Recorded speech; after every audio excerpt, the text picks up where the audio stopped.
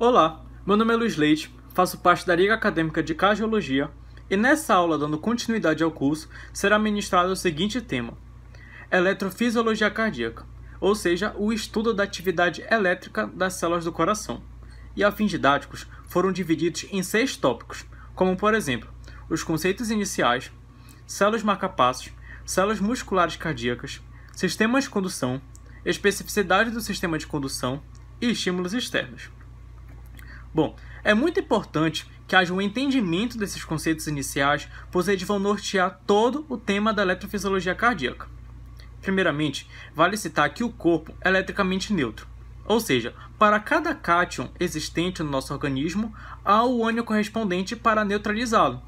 Entretanto, a distribuição desses íons é feita de forma desigual no nosso corpo, gerando um desequilíbrio elétrico entre dois meios, como o líquido intracelular, que corresponde ao citoplasma, e o líquido extracelular, que corresponde a tudo aquilo que está fora da célula. Logo, um desequilíbrio elétrico entre esses dois meios, que são separados por uma membrana plasmática, gera-se um potencial de membrana, que é influenciado por dois fatores, como a concentração iônica, ou seja, variando a concentração com que certo íon tem em um determinado meio, esse potencial de membrana vai ser alterado. E também varia-se de acordo com a permeabilidade da membrana, ou seja, o grau de facilidade com que certo íon tem ao passar pela membrana plasmática. Variando a permeabilidade, varia-se também o potencial de membrana. Agora, falando sobre o potencial de repouso, que, como o próprio nome diz, é aquele potencial de membrana quando a célula está estagnada ou quando ela está em repouso, propriamente dito. Para isso, tem-se o líquido intracelular e o líquido extracelular. Logo, o líquido intracelular é um ambiente mais negativo, ou seja, existem mais ânions do que cátions. E o cátion muito importante para o entendimento da eletrofisiologia cardíaca é o potássio. Agora, falando sobre o líquido extracelular, que é um ambiente mais positivo e existem menos ânions e mais cátions. E um cátion muito importante para o entendimento da eletrofisiologia cardíaca que está no líquido extracelular é o sódio. Resumindo, o potássio ele está mais concentrado internamente dentro da célula, sendo um ambiente mais negativo. Já o sódio está concentrado mais externamente, sendo esse ambiente mais positivo. Agora, falando sobre o potencial de ação, que também é um tipo de potencial de membrana, caracterizado quando a célula já recebe um estímulo externo, ela não está mais em repouso, e quando ela recebe esse estímulo, ela vai executar alguma função. Para isso, tem-se um potencial de repouso, que, como eu disse anteriormente, quando a célula está parada, estagnada, sem receber nenhuma interferência externa, até o momento que chega um estímulo, que pode ser mecânico, como por exemplo numa variação de pressão, pode ser químico, como numa variação de pH, ou pode ser elétrico, como numa variação de gradiente eletroquímico. Logo, quando esse estímulo chega na célula, essa célula vai passar do potencial de repouso e alcançar o seu limiar. O limiar é aquele potencial de membrana como se fosse uma ponte entre o potencial de repouso e o potencial de ação. E nesse limiar acontecem algumas modificações na membrana plasmática, em que vai alterar a permeabilidade a certos íons. E como eu disse anteriormente, alterando a permeabilidade a certos íons, o potencial de membrana vai ser alterado, até que o momento esse potencial de repouso chegue em seu potencial de ação. No potencial de ação, a célula vai executar a sua função, como por exemplo, se for numa célula muscular cardíaca, essa célula vai se contrair. Agora, falando sobre a despolarização. Para que a célula passe do potencial de repouso e chegue no seu potencial de ação, ela precisa desse evento muito importante, que é a despolarização, quando ocorre a passagem de íons positivos para o meio intracelular. Logo, internamente vai ficar mais positivo e externamente vai ficar mais negativo. Então, por definição, a despolarização é a inversão do potencial de membrana, deixando de ser negativo e passando a ser positivo internamente, agora externamente deixando de ser positivo e passando a ser negativo.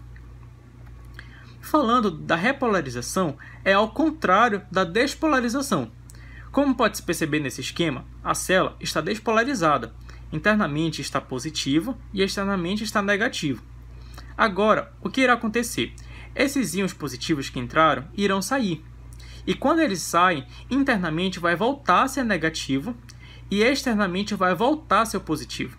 Ou seja, por definição, a repolarização é a volta ao seu potencial de repouso, que como era antes, era negativo internamente e externamente era positivo.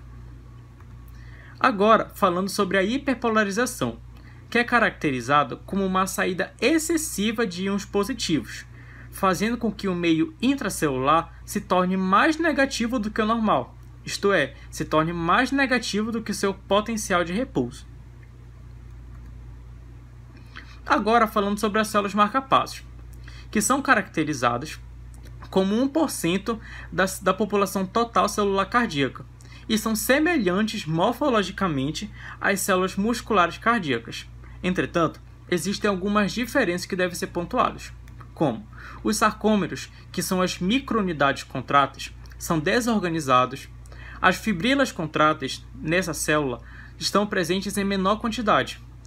Essas características fazem com que essa célula não tenha a característica de contração muscular, e sim de uma propriedade muito específica, que é a da autoexcitação.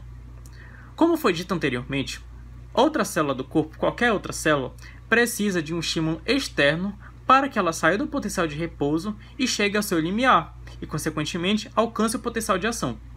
Mas essa célula não precisa de nenhuma interferência externa, pois elas mesmas criam os seus próprios estímulos.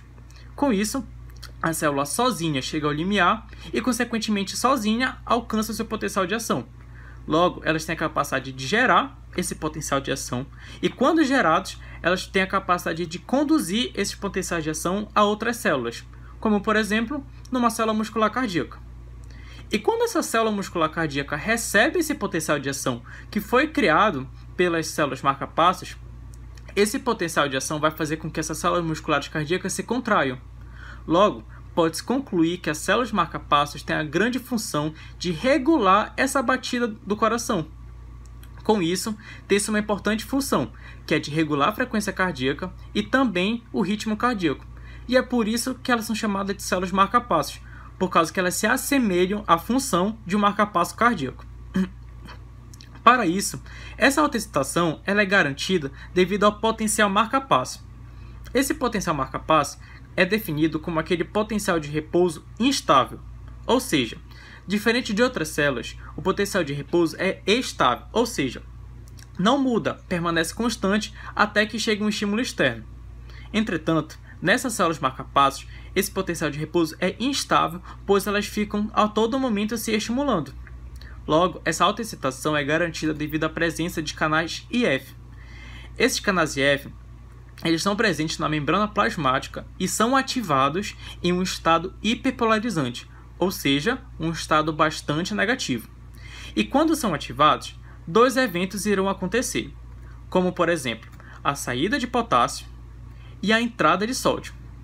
Entretanto, essa entrada de sódio vai ser bem mais superior do que a saída de potássio. Logo, tem-se o seguinte cenário: tem mais carga positiva entrando na célula e menos carga positiva saindo da célula. Então, por consequência e de forma resultante, internamente vai ficar mais positivo, porque tem mais carga positiva entrando do que saindo. Logo, a célula internamente vai ficar mais despolarizada. E essa despolarização garante a autoexcitação. E com isso, elas consigam criar o seu potencial de ação. De maneira mais detalhada, deve-se explicar a eletrofisiologia dessas células. Para isso, tem-se o seguinte gráfico. No eixo X, como pode-se ver, tem-se o tempo percorrido. Já no eixo Y, tem-se o potencial de membrana, que é graduado de menos 60 a mais 20 mV. De forma didática, foram divididos em algumas etapas, como a primeira etapa, que corresponde a menos 60 mV, e especificamente nessa voltagem vai acontecer a abertura de canais IF, pois os canais IF são estimulados nessa voltagem aqui. Quando esses canais IF se abrem, duas coisas que vão acontecer, repetindo, a saída de potássio e a entrada de sódio. Mas a entrada de sódio é tão grande que internamente vai ficar mais positivo, e de forma resultante vai acontecer a despolarização.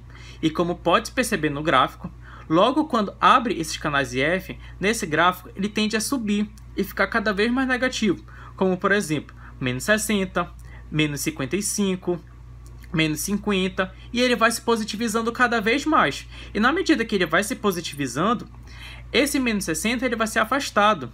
Logo, esses canais IF vão ser menos estimulados e eles vão começar a fechar. Mas para que chegue ao limiar, eles precisam de um esforço, porque esses canais IF estão se fechando na medida que o tempo está passando. E esse esforço é garantido na segunda etapa, que ocorre a abertura de poucos canais de cálcio. Esses poucos canais de cálcio vão ser abertos para que haja a entrada de cálcio na célula. Esse cálcio é um íon positivo, ou seja, ele vai contribuir na despolarização juntamente com os canais IF que estão se fechando aos poucos. Logo, quando acontece esse reforço, essa despolarização vai ser alcançada até chegar em seu limiar, que é de menos 40 mV. Como pode-se perceber no gráfico, de menos 60 a menos 40 corresponde ao potencial marca-passo, que, como eu disse anteriormente, é aquele potencial de repouso instável. E quando ele é alcançado, significa que dois íons foram contribuídos para que isso tivesse acontecido, que no caso foi o sódio que entrou pelos canais IF e o cálcio que entrou pelos canais de cálcio. Logo, quando chega no limiar, acontece a terceira etapa, que é o fechamento total dos canais IF e, consequentemente, muitos canais de cálcio vão ser abertos. Quando muitos canais de cálcio são abertos, inicia-se, assim, o potencial de ação. O potencial de ação é iniciado quando vários íons cálcio vão entrar na célula e essa célula rapidamente vai ficar positiva, subindo de menos 40 mV com seu potencial de ação até mais 20 mV, que é o pico. Logo, quando chega nesse pico, acontece uma outra etapa, quando essa célula está bem positiva, que corresponde à quarta etapa, que é o fechamento desses canais de cálcio que foram abertos e, consequentemente, a abertura dos canais de potássio. Esses canais de potássio que foram abertos, como eu disse anteriormente, o potássio está mais concentrado internamente. Logo, quando esses canais de potássio se abrem, por gradiente de concentração, esse potássio tende a sair da célula. Se tem íon positivo saindo da célula, essa célula vai se tornar mais negativa ao longo do tempo. E como pode perceber no gráfico, essa curva tende a descer, que é a chamada de repolarização, uma vez que ela vai voltar a seu estado de potencial de repouso, que no caso aqui é o potencial marca-passo. E essa célula vai chegar até menos 60, que corresponde à quinta etapa, que é o fechamento dos canais de potássio. Mas por coincidência, nessa quinta etapa, também é a primeira etapa, que é a abertura dos canais IF. Então pode-se concluir que esse gráfico da eletrofisiologia celular é cíclico. Quando termina um ciclo, já começa o outro. Então, por isso, essas células autoexcitáveis estão a todo momento trabalhando e a todo momento criando potenciais de ação para que as células musculares cardíacas a todo momento possam se contrair. Agora, falando das células musculares cardíacas propriamente ditas. Essas células musculares cardíacas correspondem a 99% da população total celular cardíaca. E nelas tem algumas características, como por exemplo, os sarcômeros são mais organizados, que são as microunidades contráteis. E também as fibrilas contráteis estão presentes em maior quantidade. E tudo isso garante com que essas células tenham a propriedade de contração muscular. Mas também tem uma estrutura muito particular que deve ser comentada, que é os discos intercalares, que por definição são compostos por desmossomos e junções comunicantes, que são as subunidades dos discos intercalares. Os desmossomos servem como se fosse um grampo celular. Eles fazem essa conexão mecânica entre duas células musculares vizinhas. Ou seja, quando uma célula muscular realiza essa força ela é garantida para a outra célula muscular que está vizinha. Então elas fazem essa conexão mecânica para que uma célula garanta a sua força para a outra. Já as junções comunicantes servem como se fosse um túnel. Elas conectam eletricamente essas células vizinhas. Então, quando chega a despolarização numa célula, essa despolarização é encaminhada para a outra célula, para que essas células possam se despolarizar quase simultaneamente e quase simultaneamente se contraírem, gerando uma contração organizada. Então, é para isso que os discos intercalares servem, para organizar a contração muscular. Agora, falando sobre a eletrofisiologia celular dessas células musculares cardíacas. Novamente, no eixo X, tem-se o tempo percorrendo em milissegundos, e no eixo Y, tem-se o potencial de membrana, que é graduado em milivolt, que vai de menos 90 até mais 20 milivolts, aproximadamente. Bom, de maneira didática, tem-se a quarta etapa, que representa o número 4. Na verdade, o número 4. Nessa etapa, corresponde ao potencial de repouso, que é aproximadamente menos 90 milivolts.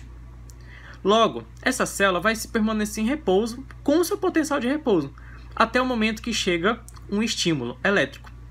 Esse estímulo ele é proveniente das células marcapassas, em que elas geraram esse potencial de ação.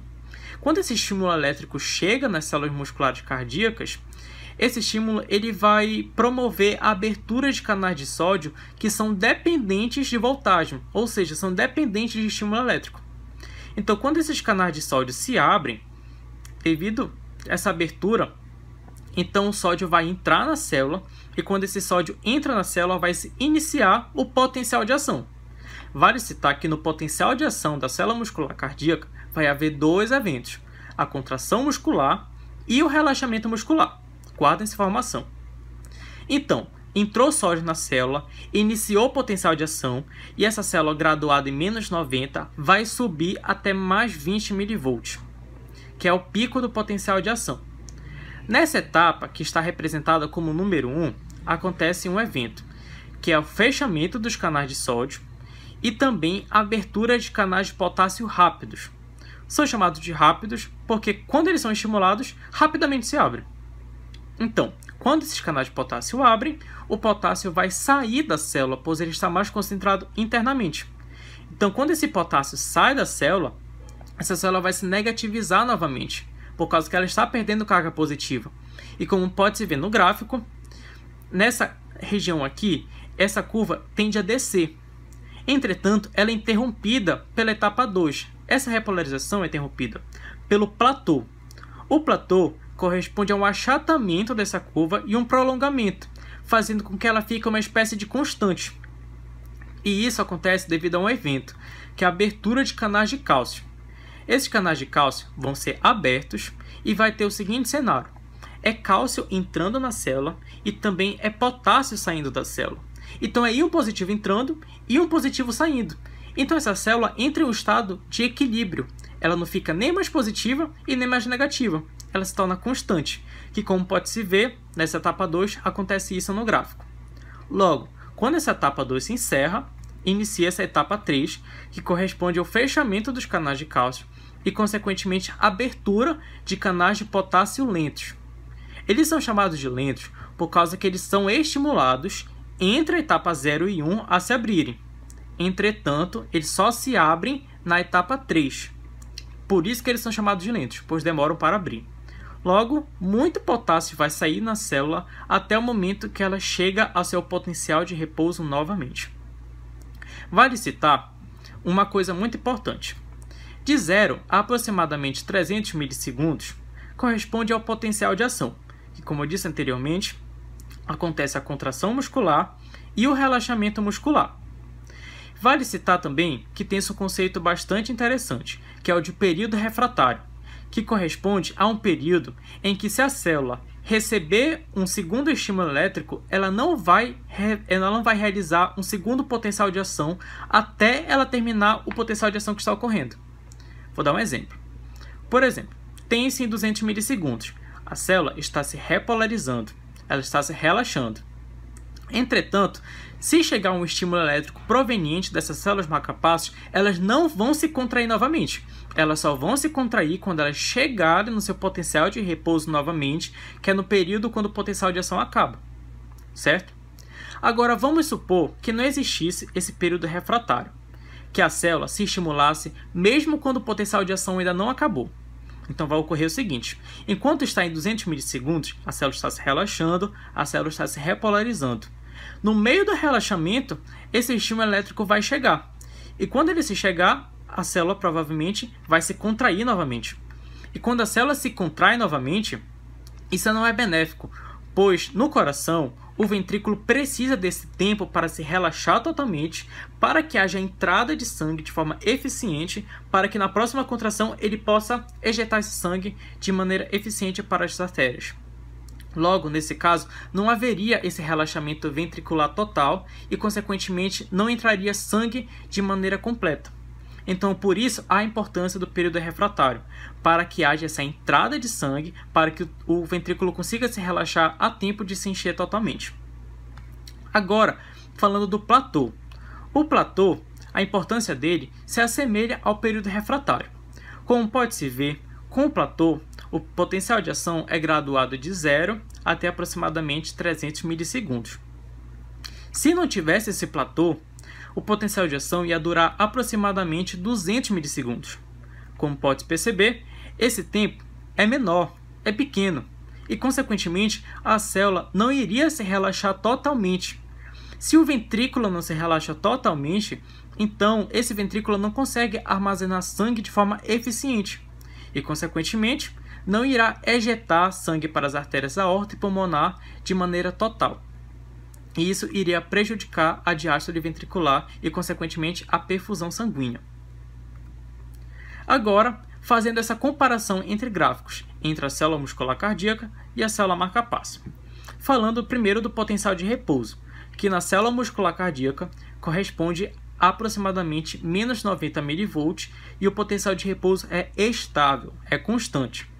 Agora, na célula marca-passo, é aproximadamente em menos 60 mV que inicia, entretanto, esse potencial de repouso é instável, que é chamado de potencial marca-passo. Agora, falando do estímulo. Na célula muscular cardíaca, ela precisa de um estímulo externo para poder se excitar. E esse estímulo externo é proveniente da despolarização por junções comunicantes que são criadas, esse estímulo, através das células marca-passos. Agora, nessas células autoexcitáveis, essa excitação, esse estímulo é proveniente internamente, ou seja, esse estímulo é autônomo, elas mesmas criam. Agora, falando do potencial de ação, que na célula muscular cardíaca é proveniente dessa entrada de sódio. Entretanto, na célula marca-passo, o potencial de ação é garantido pela entrada de cálcio. E falando da repolarização, ela é prolongada pelo platô na célula muscular cardíaca e em seguida tem-se a saída rápida pelo efluxo de potássio. Agora, na célula marca-passo, há somente a saída rápida pelo efluxo de potássio e não há platô. Agora, falando sobre o sistema de condução e como ele está organizado pelo coração. No número 1, tem-se uma estrutura chamada de nó sinoatrial. Está localizada próxima à abertura da veia cava superior. Esse nó sinoatrial está mais precisamente no átrio direito e ele é o responsável por criar o potencial de ação. E ele é chamado de marca-passo natural do corpo humano, pois ele irá controlar o ritmo cardíaco e a frequência cardíaca. Logo, quando esse nó sinoatrial criar o potencial de ação, as estruturas restantes vão apenas conduzi-lo para as células musculares. Então vai ocorrer o seguinte: a primeira estrutura, que é o nó sinoatrial, vai criar o potencial de ação, e a segunda estrutura, a terceira e por diante vão apenas conduzir. Na número 2, tem-se os feixes interatriais, que também são chamados feixes de Bachmann, e elas têm uma importante função de conduzir o potencial de ação para o átrio esquerdo. Já na terceira estrutura, tem-se uma outra função, que é de fazer a conexão entre nodos diferentes, que no caso, a conexão entre o nó sinoatrial e também o nó atrioventricular, que também está localizado no átrio direito e tem uma importante função, que é atrasar essa condução elétrica. Isto é, enquanto que o nó sinoatrial, os feixes interatriais e as vias internodais fazem essa condução de maneira rápida, o nó atrioventricular vai atrasar e posteriormente vai ser dito o porquê e a importância disso. Na quinta estrutura, tem-se o feixe de His, que é também chamado de feixe atrioventricular. Ela está localizada no septo interventricular, ou seja, aquela estrutura fibrosa que divide os dois ventrículos. E essa estrutura garante um fluxo unidirecional, ou seja, para que o potencial de ação seja encaminhado do átrio para o ventrículo, mas nunca retorne do ventrículo para o átrio, garantindo assim um fluxo unidirecional. Agora, falando da estrutura 6, que são os ramos esquerdo e direito. Eles estão localizados também no septo interventricular em seus respectivos lados, ou seja, o ramo esquerdo está localizado na parte esquerda do septo interventricular, assim como também o direito está localizado em seu lado direito no septo interventricular. E eles têm uma importante função, que é de realizar essa condução elétrica até o ápice cardíaco, e depois irá percorrer lateralmente e ascendendo o ventrículo. Agora, falando da estrutura 7, que são as fibras de Purkinje, elas estão localizadas no subendocárdio, que é uma segunda camada interna do coração, segunda camada mais interna. E elas têm uma característica bastante peculiar, que elas possuem a maior velocidade de condução de todo esse sistema. Elas transmitem mais rápido a condução elétrica. E também são elas as responsáveis por influenciar e também por transmitir esse impulso elétrico para as células musculares cardíacas se contraírem. Agora, falando sobre as especificidades do sistema de condução, que são bastante importantes. Primeiramente, falando do caminho elétrico. Como vimos anteriormente, o impulso elétrico ele é criado no nó sinoatrial, que está localizado nessa região superior. E quando ele é criado, esse potencial de ação vai ser disseminado tanto para o átrio direito quanto para o átrio esquerdo. Quando esse potencial de ação chega aproximadamente nessa região, que é a transição entre os átrios e ventrículos, esse estímulo elétrico não é encaminhado de maneira direta para a porção superior do ventrículo, por um motivo, pois nessa região há uma estrutura chamada de septo atrioventricular, que é formado por uma estrutura fibrosa. Logo, ele garante uma barreira elétrica, ou seja, ele impede que o potencial de ação seja encaminhado do átrio e passado diretamente para a porção superior do ventrículo.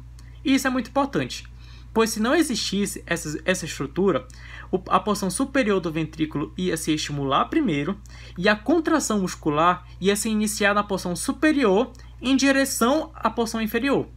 Então o sangue ia ser empurrado para baixo. Isso não é benéfico, pois a abertura das válvulas aórtica e pulmonar estão localizadas na porção superior. Então esse sangue não iria sair de maneira eficiente.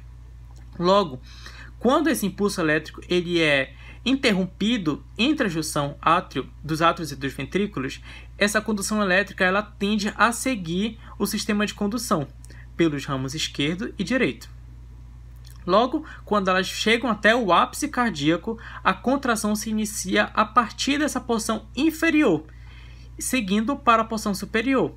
Então, o coração ele vai se contrair da parte de baixo até a parte de cima, empurrando o sangue para a porção superior e, consequentemente, pela saída das aberturas pelas aberturas das válvulas aórtica e pulmonar. Por isso, a importância de conduzir o impulso elétrico até o ápice cardíaco que os ramos esquerdo e direito fazem. Agora, falando do atraso do nó atrioventricular. O nó atrioventricular é essa estrutura bem aqui, e nessa estrutura, como eu disse anteriormente, vai atrasar a condução elétrica. Esse atraso acontece devido a uma diminuição da velocidade do impulso elétrico nessa região, que é diferente das outras estruturas que transmitem de forma rápida. Esse atraso é ocasionado devido que nessa estrutura há uma diminuição na quantidade de junções comunicantes. Essas junções comunicantes elas vão transmitir essa despolarização de célula para célula. Logo, se elas estão presentes em menor quantidade, essa despolarização vai ser encaminhada de maneira mais difícil, de maneira mais árdua e mais devagar. Por isso, ocasiona esse atraso, devido a esse aumento da resistência da passagem dos íons. Agora, esse atraso ele é bastante importante para que haja a contração atrial. Enquanto o átrio está se contraindo, devido a esse atraso, a condução elétrica ainda está percorrendo os ramos esquerdo e direito. Logo, o ventrículo está relaxado durante a contração atrial e para que ele possa se encher completamente. Agora, vamos supor que se não existisse esse atraso. Vamos supor que seja encaminhado de maneira homogênea. Então, o potencial de ação seria criado no nosso sinoatrial, iria se espalhar para os átrios e, consequentemente, ia chegar aos ventrículos, e os átrios e os ventrículos iam se contrair de uma maneira quase simultânea. Isso não é benéfico, pois, durante a contração atrial, o ventrículo precisa estar totalmente relaxado para que possa suportar toda aquela quantidade de sangue que está vindo do átrio. Então, por isso a importância desse atraso, para que o ventrículo esteja totalmente relaxado durante a contração atrial. Logo, quando esse ventrículo se enche, aí sim a condução elétrica chega aos ventrículos para que haja a ejeção para as válvulas aórtica e pulmonar e, consequentemente, para essas artérias. Agora, falando sobre a determinação da frequência cardíaca. Bom, como eu disse anteriormente, o coração ele bate de maneira miogênica. Ou seja, ele mesmo controla essa contração e não depende do sistema nervoso. Entretanto, quem é que define essa contração é o nosso sinoatrial, que possui cerca de 70 a 80 pulsações por minuto. Ou seja, ele emite potencial de ação em 1 minuto 70 a 80 vezes. Porém, ele não é a única estrutura que possui essa capacidade. Outras estruturas também possuem, como por exemplo, o nó atrioventricular, emitindo pulsações por minuto de 40 a 60 vezes, e também as fibras de Purkinje, que emite pulsações por minuto de 15 a 40 vezes. Entretanto, é o nó sinoatrial que comanda o coração e é ele que vai ser o marcapasso cardíaco natural. Agora deve se perguntar, o porquê disso? A resposta reside no fato de que ele possui a maior frequência de pulsações por minuto. Isto é, enquanto o nó atrioventricular e as fibras de Purkinje ainda estão se estimulando, ainda estão alcançando o limiar para poder se excitar, elas estão tão naquele processo, o potencial de ação já foi criado pelo nosso sinoatrial e o potencial de ação já chegou nessas células. Então, elas não vão parar de se autoestimular para poder conduzir esse potencial de ação que já chegou pelo nosso sinoatrial. É por isso que quem possui a maior frequência de pulsações por minuto no coração é quem vai comandar esse órgão. Logo, se o nosso sinoatrial ser danificado e se não existisse, então outra estrutura ia comandar o coração, que é o nó atrioventricular. Ou seja, enquanto as fibras de Purkinje ainda estão se autoestimulando, a pulsação elétrica do nó atrioventricular já chegou. Então elas vão parar de se autoestimular para poder conduzir esse potencial de ação que chegou. Agora, se não existisse esse nó atrioventricular, ou se fosse danificado, as fibras de Purkinje que iriam comandar o coração. Agora, falando dos estímulos externos. Bom, existem dois estímulos, como o parasimpático e o simpático. Falando primeiramente do parasimpático, que é comandado pelo nervo vago. Esse nervo vago, que é o 10º par craniano, ele vai emitir algumas ramificações para o nosso sinoatrial e nó atrioventricular. Essas ramificações vão inervar essas células dessas duas regiões e vai ser liberado a acetilcolina. Essa acetilcolina liberada vai promover algum efeito nessas células, que é de aumentar a permeabilidade do potássio, isto é, aumentar a facilidade com que esse potássio tem ao passar pela célula. Se esse potássio é mais fácil de passar pela membrana plasmática, então ele tende a sair em maior quantidade e com mais facilidade. Se mais potássio está saindo, então esse meio interno vai se tornar mais negativo do que o normal. E estando mais negativo do que o normal, vai gerar um estado hiperpolarizante, ou seja, bastante negativo, mais do que o normal. Agora, se a célula está hiperpolarizada, significa que a excitação dela vai ser mais difícil. Vai demorar mais para que ela chegue ao limiar de excitação. Se demora mais para que chegue ao limiar de excitação devido a essa excitação dificultada, então durante um período de tempo, o número de potenciais de ação criados vai ser menor, por causa dessa excitação dificultada. E, consequentemente, gera-se uma diminuição da frequência cardíaca. Vale frisar, o estímulo parasimpático não cria a frequência cardíaca, ele apenas regula, pois quem cria a frequência cardíaca juntamente com o ritmo cardíaco são as células autoexcitáveis. Eles podem regular se vão ficar de maneira mais rápida ou mais baixa, que no caso do estímulo parasimpático vai ficar mais baixa devido a essa diminuição da frequência cardíaca. Agora, falando do estímulo simpático, esse estímulo simpático vai emitir ramos para o nosso sinoatrial e também para o nó atrioventricular. E esses ramos vai ser liberado norepinefrina. Essa norepinefrina vai ocasionar um aumento da permeabilidade de dois íons, que é o sódio e o cálcio. Se sódio e o cálcio aumentar a sua permeabilidade, ou seja, eles têm mais facilidade em passar pela membrana plasmática. Se eles têm mais facilidade, eles vão entrar de maneira maior e mais fácil. Se tem mais sódio e cálcio entrando, então essa célula vai entrar em um estado de excitação facilitada, ou seja, rapidamente elas já vão se excitar. Se rapidamente elas se excitam, então durante um intervalo de 1 minuto, durante um período de tempo, o número de potenciais de ação criados vai ser de uma maneira maior do que o normal. Consequentemente, vai aumentar a velocidade de chegada ao limiar e assim vai aumentar a frequência cardíaca. Vale citar que o estímulo simpático também tem a capacidade de aumentar a força de contração muscular. Essas foram as referências que foram utilizadas para realizar essa aula. E muito obrigado a todos.